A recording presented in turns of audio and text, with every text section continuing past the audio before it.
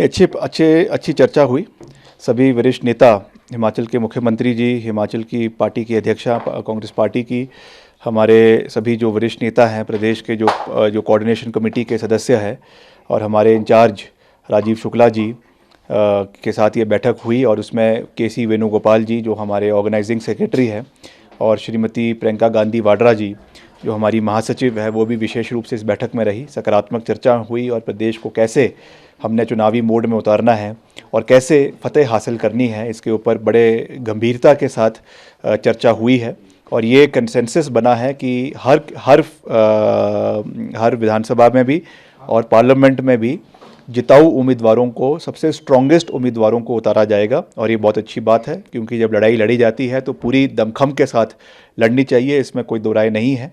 तो हम इस पे सब बातें हुई है। बाकी 13 तारीख को आगामी सीईसी की बैठक है, और ऐसा संभावित है कि 13 शाम को या 14 तक सारी जो हमारी टिकट्स है उसकी घोषणा जो है वो सीईसी द्वारा कर दी जाएगी।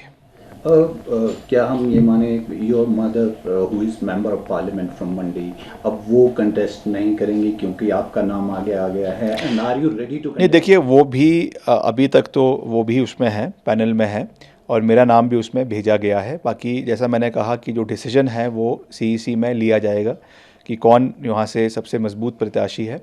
और प्रतिभा सिंह जी ने बहुत लंबे समय तक यहाँ पे सेवा करी भी है, और आपदा के समय में भी उन्होंने पूरी मेहनत के साथ इस इलाके का दौरा भी किया और अपने सांसद निधि से हर तरीके का सहयोग क्षेत्र के लोगों को दिया, इसमें कोई दो राय नहीं है।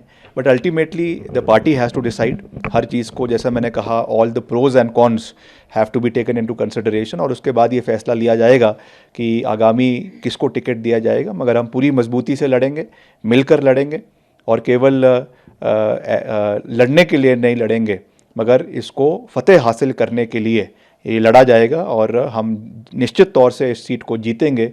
ये बात मैं केवल दावे के लिए नहीं कर रहा हूँ, because I understand the ground reality. हम पिछले 1 साल से लगातार लोगों के बीच में हैं, संसदीय क्षेत्र के लोगों के दौरा कर रहे हैं, इसलिए हम लोगों की नब्ज़ को जानते भी हैं, समझते भी हैं, और हमें पूरा विश्वास है कि हम फतेह हासिल करेंगे और कांग्रेस पार्टी जीतेगी।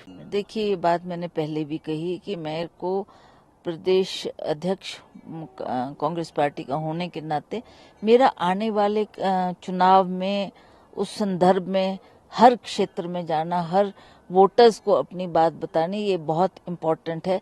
अगर मैं खुद लड़ती हूँ तो फिर मैं केवल मंडी पार्लियामेंट तक सीमित हो जाती हूँ। तो मैं चाहती हूँ कि पूरे हिमाचल प्रदेश में काम करूँ, कांग्रेस को जिता कर लाएं, अपनी गवर्नमेंट को भी हम स्टेबल करें, और उसके साथ साथ उन 4 लोकसभा के चुनाव भी बहुत ही महत्वपूर्ण है, और हम चाहते हैं कि ये भी हम इनको जीतकर सफलता हासिल करें। विक्रमादित्य जी चुनाव में आते हैं, आपके परिवार की भूमिका अहम है मंडी में। अगर हम देखें तो क्षेत्रफल की दृष्टि से 1/3 हिमाचल का क्षेत्र जो है मंडी पार्लियामेंट्री सेगमेंट में आता है।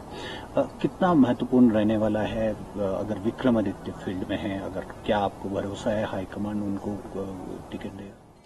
देखिए, इस बात की बड़ी विस्तार से हमने मीटिंग की है, जिसमें हमारे सीनियर लीडर्स जैसे ठाकुर कौल सिंह जी, ठाकुर रामलाल जी, धनीराम शांडिल जी, मुख्यमंत्री, उप मुख्यमंत्री, हमारे प्रभारी और जनरल सेक्रेटरी एआईसीसी वेणुगोपाल जी, सभी थे। इस पे बहुत चर्चा हुई, मैं भी वहाँ थी, विक्रमादित्य भी वहाँ था। तो हमारे को पूछा गया कि आप क्या चाहते हो।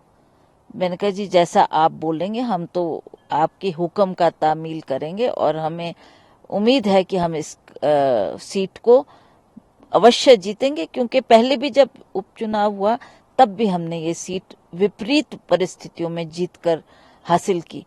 तो अब तो मुझे लगता है कि आने वाला समय है वो ठीक है, इसमें मेहनत करने की हमारे को आवश्यकता है। जहाँ तक विक्रमादित्य की बात है, ये सभी का सुझाव था कि वो एक यंग फेस है, अपकमिंग लीडर है, और उसके साथ साथ ही यूथ का प्रेसिडेंट रहा हिमाचल प्रदेश का, तो सारे यूथ में उसकी अच्छी बैठ है, सभी से अट्रैक्शन उसके प्रति है सभी यूथ की, और वो उसको देखते हैं कि भाई हमारा यूथ का लीडर हिमाचल प्रदेश के लिए क्या करेगा।